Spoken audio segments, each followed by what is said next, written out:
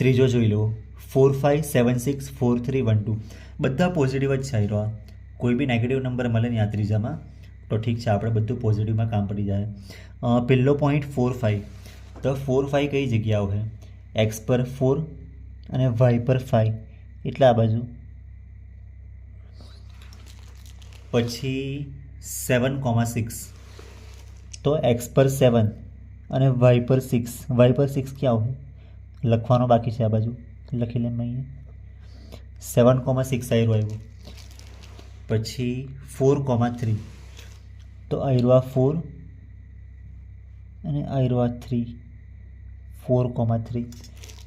અને છેલ્લો પોઈન્ટ 1,2, તો આયરો આ 1,2.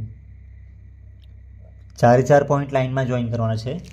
જો આ પહેલો 4 5, એનું નામ મેં એ લખી દેમ. બીજો પોઈન્ટ આયરો હતો, ત્રીજો આયરો હતો અને ચોથો આયરો હતો. તમે ગમે તેમ જોઈન કરો ને તો પછી સરખું બને નહીં, એટલે લાઇનમાં જ જોઈન કરવાના છે. જે પ્રમાણે આમાં નંબર લખેલો હોય, આયરો આ પહેલોને મેં એ રાખું, બીજાને બી રાખું, ત્રીજાને સી ને ચોથાને ડી. તો ABCD જોઈન કરવાના છે. જોઈન કરે તો કંઈ ને કંઈ બને એવું લાગતું છે ને તમને? જોઈને થોડુંક આઈડિયા આવી જાય.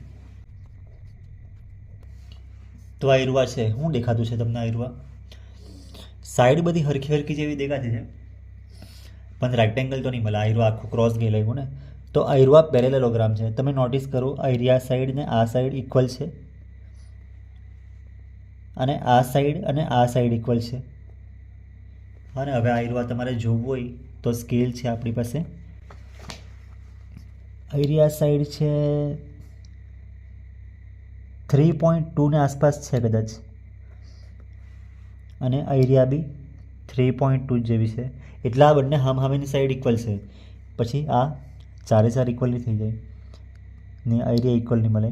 આયરિયા 4.1 જેવી છે, અને આ બીજી બી 4.1 કે 4.23 જેવી છે. આ બી 4.2 કે 3 જેવી છે. એટલે હામહામીની સાઈડ ઇક્વલ છે, અને આ બંને ઇક્વલ છે ને આ બંને ઇક્વલ. તો આયરુઆ છે પેરેલેલોગ્રામ. સમાંતર બાજુ ચતુષ્કોણ કહેવાય ગુજરાતીમાં. અને